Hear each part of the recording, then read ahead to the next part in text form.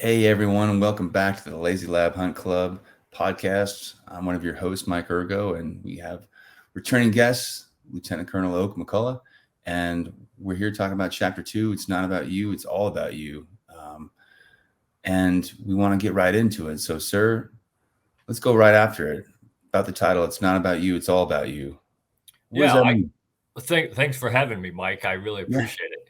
I get asked all the time. So when they read that or when I say that to people, they say, well, Colonel McCollouch, how can it be not about me and all about me? And I say, look, it's really simple. It's not about you in what title you get or what privileges you get, or that you get better pay and you get to live in a nicer house and drive a nicer car. And let's face it, leaders get those things sometimes, and that's okay, as long as that's not the reason you want to be the leader. If that's the only reason you want to be a leader, then you need to go find something else to do, because you're never going to be a good one. I can just tell you. So right. Those aren't the reasons to want to be a leader. The reasons to want to be a leader, the reason it is all about you, is how you treat the people that you have a privilege, and it is a privilege to get to lead people, and how you run your organization. That's what leadership is about, because leadership is about people. You know, I'm a firm believer that that's all leadership is about. And if you understand that, you can lead any organization. I don't care what it is. And I prove that. I mean, I did 23 years as a combat arms officer in the Army, was successful at that. And then when I retired, I ran a food bank for 2 years. And I mean, you don't get any difference than that. A combat arms officer running a food bank, that's 180 degrees difference. So, but if you understand it's about people, then you can lead anybody in any organization. So we're looking at highlighting the skills of the people that you're leading. We're looking at taking care of the people you're leading. We're looking about, I've heard the term servant leadership. Does that apply to what you're talking about, sir? Absolutely. I believe in servant leadership 100%. You know, there's that quote that if service is below you, then leadership is beyond you. And I absolutely believe that. It's about empowering the people that you are leading to be a better person. John Wooden, which is one of my favorite leadership books, and people are always amazed when I say that. My favorite leadership books we're nothing about the military. Right. John Wooden, probably one of the best, well, certainly one of the best college basketball coaches ever, but he was also one of the best leaders ever. And he understood it was about people. It wasn't just about making a good basketball team, although he did that. It's about making those people on those teams, those young men that he had the privilege to coach and lead, making them better people and empowering them to be better citizens in this country of ours and make good decisions. And that's what it's about, is empowering people to be the best version of themselves, whatever that's going to be. And in a sense, it sounds like we're leading to the idea of raising or fostering future leaders by showing them the example and elevating them so they have the opportunity to do the same. Am I right there? Yeah, I think, one of the main things that a leader has to do is set the example for the people that you're leading. And you really are the moral, ethical, and lawful compass of the organization that you lead. And people who don't understand that, that's part of the problem in this country today, right now, and probably the world, is that leaders don't understand that they really are that compass that keeps that organization and the people in that organization doing the right thing and doing good things. I always tell people, look, the people who work for you are just like your kids. They're going to do what you let them do. If you let them do bad things, they're going to do bad things. If you hold them to a standard and make them meet that standard and do good things, then they will do good things. And I always use the example when I took over my mortar platoon when I was a senior first lieutenant. In the Army, you inventory everything when you take over, and you got to sign for everything. And so we were missing a pair of binoculars. And I told, first meeting I had with my senior NCOs, I said, okay, we got to find those binoculars because we need them to do our job. And we all have this guy. Every organization has this person. I call him the scrounger, that person that can find anything. I don't care what you need. They'll find it for you. And I knew who mine was in this organization. And about 2 weeks after I took over, I came into work one morning, and guess what was sitting on my desk? A set of binoculars. Yeah, right there, huh? But, luckily in the Army, we serial number everything. I looked at the serial number, and guess what? Those weren't our binoculars. And I went to the guy that I knew was the scrounger, and I said, okay, where'd you find them? Whose are these? And he says, you don't want to know. And I said, yeah, I really do want to know. And he said, no, you really don't want to know. I said, well, take them back. Wherever you got them, it's not ours. Take them back. And he said, well, you said we needed to find our binoculars. I said, yeah, our binoculars, not somebody else's. So what kind of message would have been sending to the people I'm leading if we'd kept those binoculars? It's okay to steal as long as you benefit from it. Right. We got to get back to producing leaders who understand that leaders do what is right because it's the right thing to do. Even if it doesn't benefit you, you still got to do the right thing. And that's part of the problem that we have with our leadership in this country today right now. And what does it look like when leaders aren't doing the right thing or they're not setting that example? I mean, what are some of the common breakdowns you see in organizations, sir? Yeah, you see people doing bad things. You see people, leaders and senior people in organizations taking advantage for their own benefit. And the other part that I see, if you're not doing the right thing, is because if you do the right thing, you're going to take responsibility. And I see in organizations at every level and in every profession, unfortunately, including the military today, senior leaders aren't taking responsibility. They're pushing it off on other people. And you don't get to pick and choose. As a leader, you don't get to pick and choose what you're going to take responsibility for. You can't take responsibility for the good things and then say, if something bad happens, well, that's not my responsibility. I'm sorry. Right. Dodge the heat. Yeah. That doesn't work. No. You talk about trust. I mean, and we'll talk about trust later on, but you want to destroy the trust in your organization. Stop taking responsibility for the things in your organization. And I've heard another concept, actually a title of another book called Extreme Ownership, where the leader takes responsibility for how his organization does, like you're saying, sir, the good and the bad, and owns it, knows their ability to influence and lead, and how that affects the actions of the organization there. It does. Again, it all comes back to trust. You can't lead. Trust is the thing that allows leaders to lead, and it allows followers to lead that leader, to follow that leader. And if that trust is gone, then it's almost impossible to get back once you break that trust between the leader and the people they lead. And speaking of trust, sir, what are some of the ways that a leader can build trust within an organization or a group? Yeah, I think it all comes down to building that personal relationship. Now, you got to have the leader led relationship, and you got to keep that professional. But that doesn't mean you don't get to know the people that you have the privilege to lead. And I always tell people, I had a mentor who retired, a 3-star general, who used to tell me, Oak, never, ever turn down a chance to go get your own cup of coffee. And he said 2 things happen when you do that. First of all, you prove to the people that you're leading that you're human just like they are, no better than they are. You got to go get your own cup of coffee. Somebody's not going to bring it to you. And number 2, if you do that, and hopefully you got 1 or 2, 3 different ways to get to the coffee pot and back to your office. so that along the way you stop and talk to people, because that's how you start building trust. I tell all the young lieutenants that we commission out of this program here that I have the privilege to recruit for, that I always tell them, every day, go out and find one person in your organization and find out one new thing about them, not about work, something personal. Yeah. What their spouse's name is, what their kids' names are, what sports do their kids play, what's their hobby. Find one new thing out about one new person in your organization every single day, and you'll see trust start to grow in exponential form.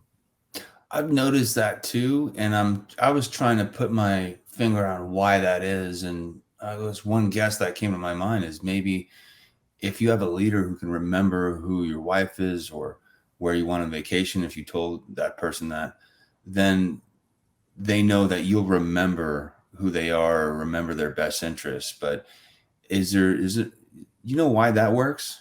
Because you're showing them that you care about them. Could you try again? And that's that helps build the trust that they know you care. You actually care, and that's not something you can fake. You can't fake that.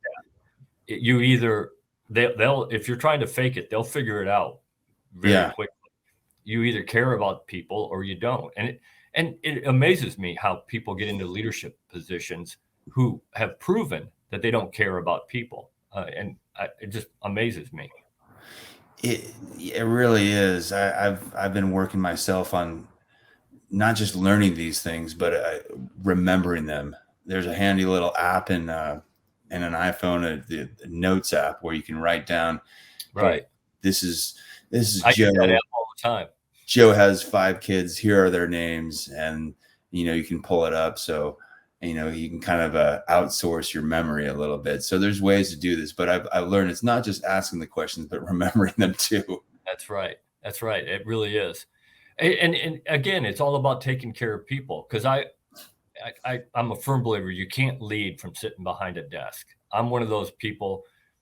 I always tell people I lead by walking around. I want to get out and talk to people, not in my office. I don't call people into my office to talk to them, because first of all, you're never going to get the honest answer when you call them into your office and talk to them.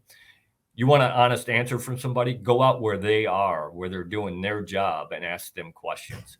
Now it's not the boss calling me into my office. It's the boss coming to talk to me and ask my opinion. And there's a huge difference, and you'll see the difference. A huge difference. I've noticed that myself, being in both, being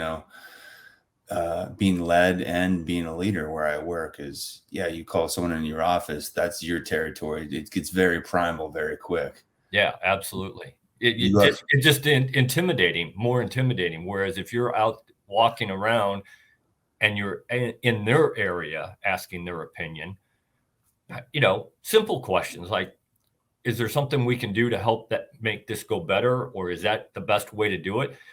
Because they're the ones who do it. They probably know a better way to do it. They've just never been asked. So getting to know people, meeting them in their space, what are some other ways, or are there other ways to build trust in an organization and show that it's all about the people you're leading? Yeah, there is. Just the simple things that take care of people, that show that you really do care about them. When I was a senior first lieutenant, and I was on a staff for a cavalry unit, and I was in the S3 shop. I was writing operations orders for everything that we were doing, and I had an S3 that was one of those guys who, if I'm in the office, you're in the office. And we all hate that person. Yeah. And this person wasn't married, so they were in the office till 6, 7, 8 o'clock at night, and they expected you to be there, even if you didn't have anything important going on. If they were in the office, they expected you to be there. And morale in that S3 shop was absolutely horrible. Well, then we got a new S3. He left, thank goodness, and we got a new S3 in.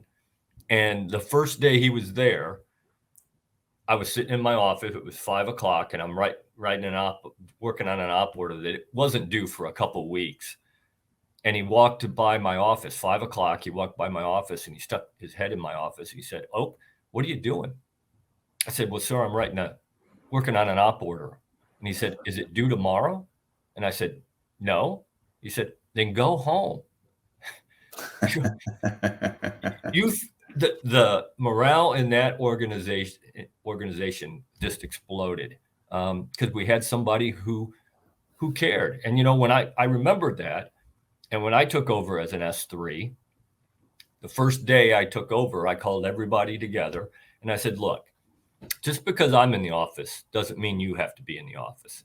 I said, "There's going to be times when I need you to be here till 8 o'clock at night, but I'll tell you when I need you to be here at 8 o'clock at night. If I don't tell you that I need you to stick around at 5 o'clock, go home and spend time with your family or whatever it is you do after work.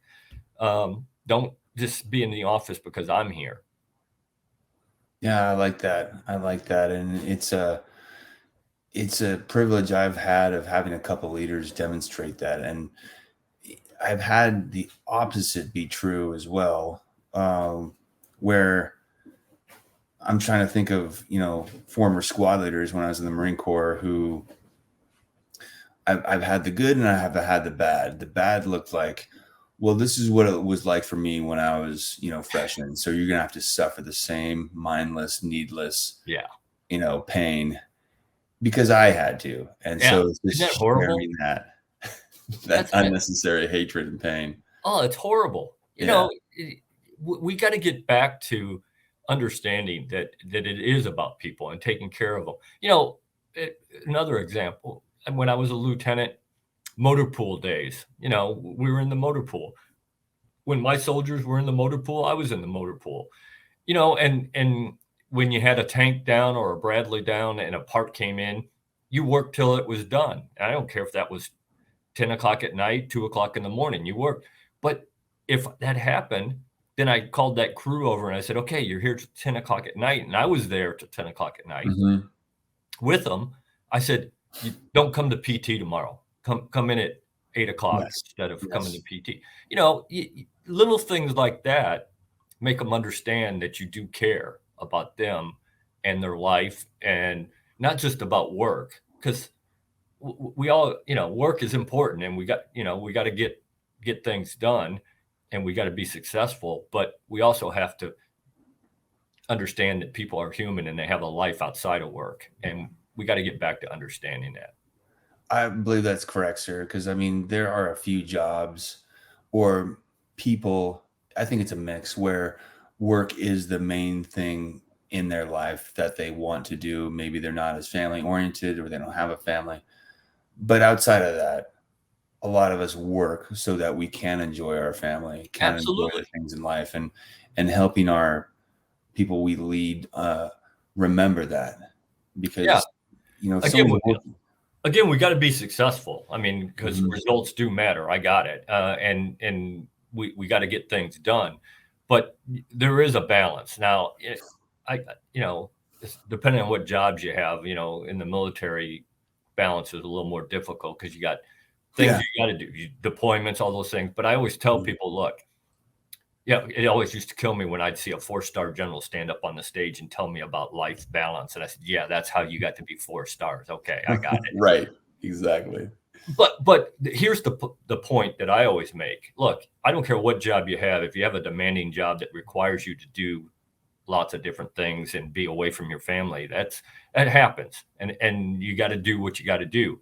But when you have downtime, when you have the opportunity to let people off, to spend time with their family, then you got to take advantage of that.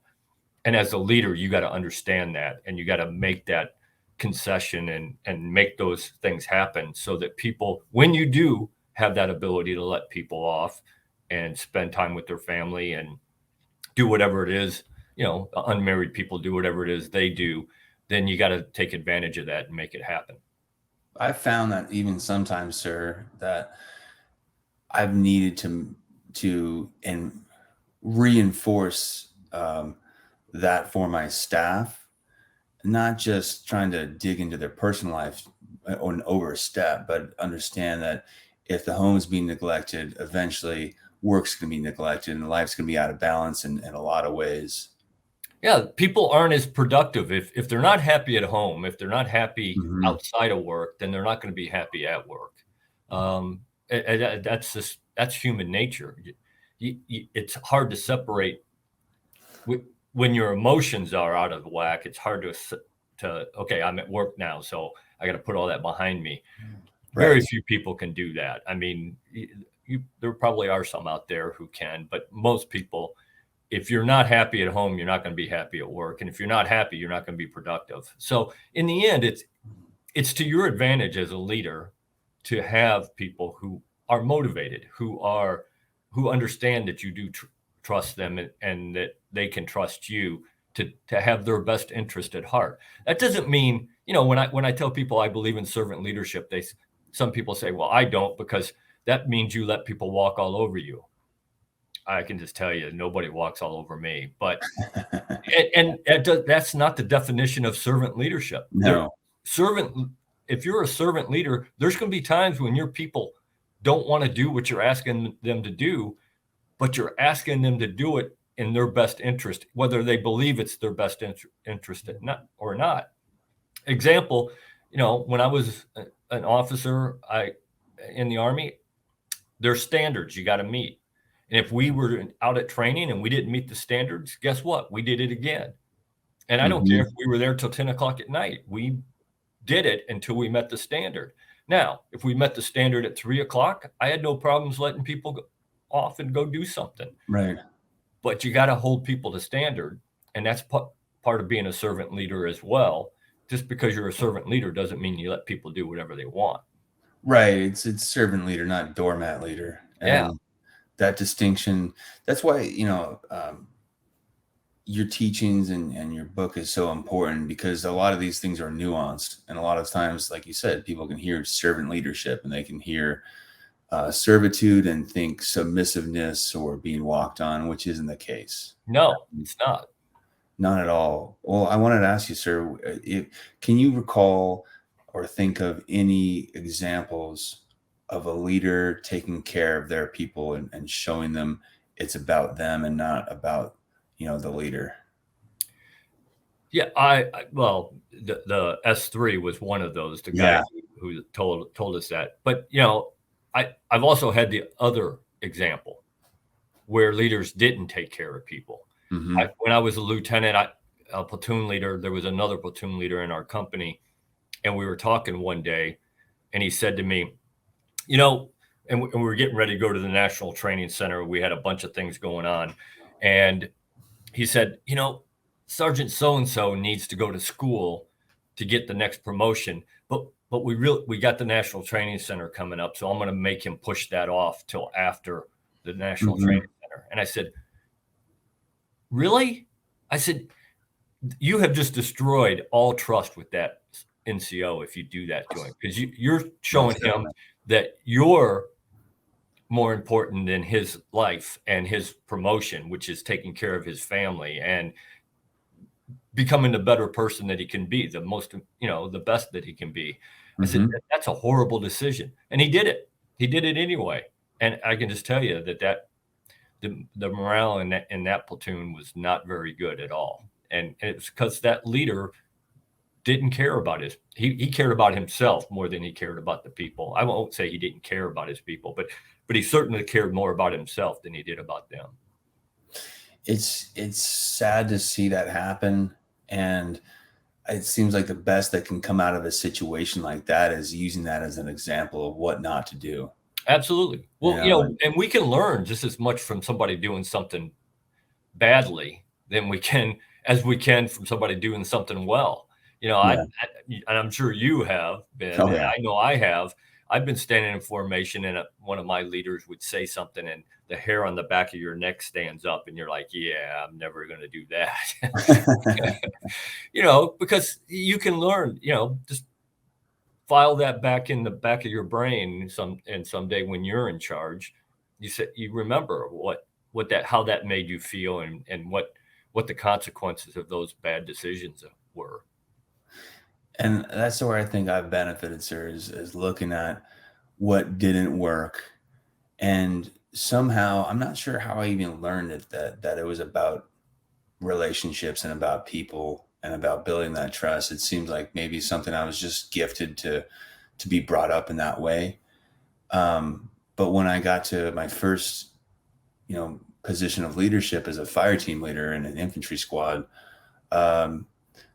it was easier to build trust that way, and showing, the three guys who were under me that I cared about them by taking care of them in those ways, letting them off early when they earned it, holding them to standards, seeing how they responded to that, even when it was unpopular, and realizing that through doing so, I was actually earning their respect when they could see it was in their best interest. And, doing some simple things, putting myself last in the chow line, Right. putting myself last and other things, where they could benefit. So I think this is something that is so crucial to understand if you're going to be any kind of leader who's going to actually inspire people and not lead through fear. Yeah.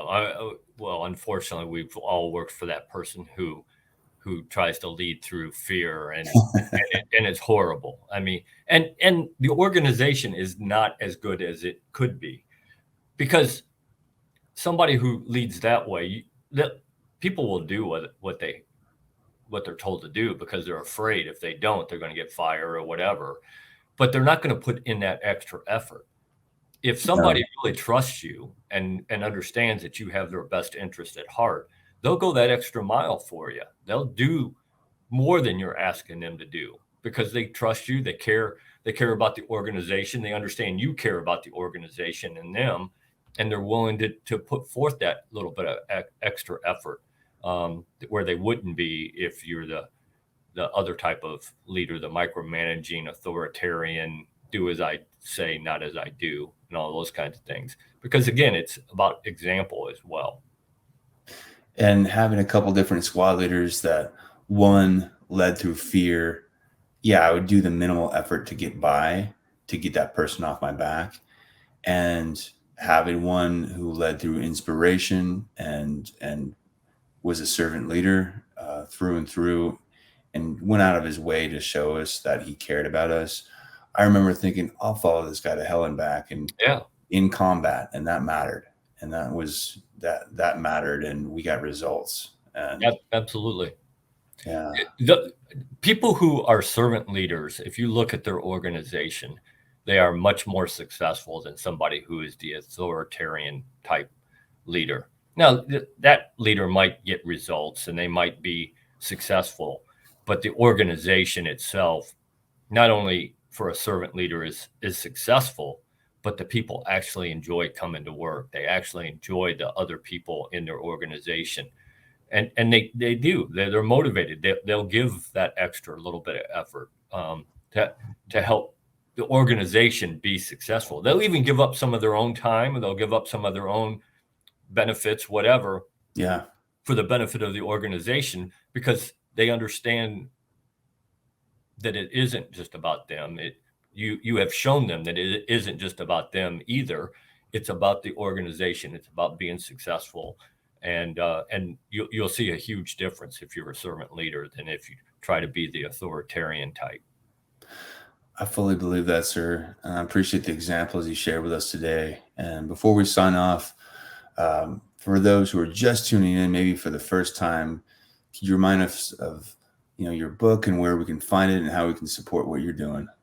Yeah, so my book is available on Amazon. It's available in hardcover, paperback, ebook, and Audible. And I read the Audible book. The only other voice on there is my wife. She read the foreword and about the author. That's the way to do it.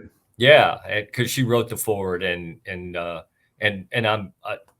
wouldn't be where I am today if it wasn't for her support and her wisdom. So, and then I'm out on the speaking circuit. So if you're looking for somebody, a keynote speaker, guest speaker to talk about leadership, then just contact me. You can go to my website, ltcoakmccullough.com, and it's got my cell phone number there, my email. Reach out to me. I'd love to come talk to your organization. Oak, thank you so much for being on the show again. It's good to catch up with you and see you again. And I look forward to watching along as we talk about, the further chapters in your book. Yeah, well, thanks, Mike. It was good to catch up with you as well.